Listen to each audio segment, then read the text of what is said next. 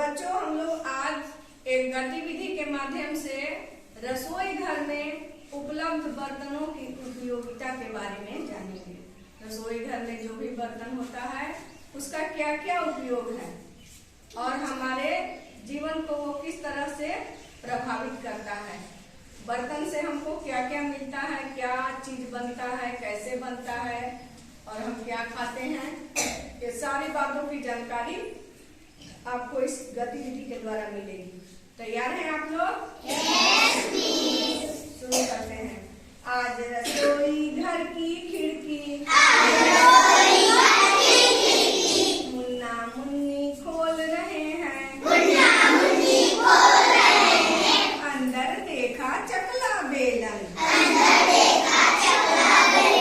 अंदर देखा चकला बेलन। चाकू छन्नी बोल रहे हैं। देखो मैं हूँ एक छन्नी। गोल गोल है छेद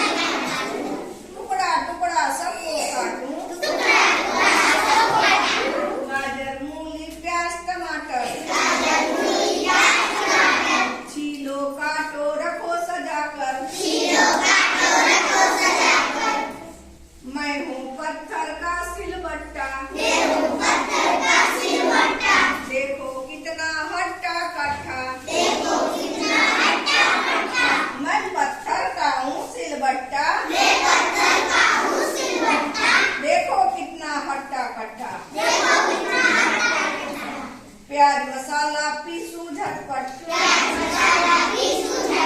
तुझे खिलाऊं चटनी चटपट, तुझे खिलाऊं चटनी झटपट, बोल चांद सी हूँ मैं थाली,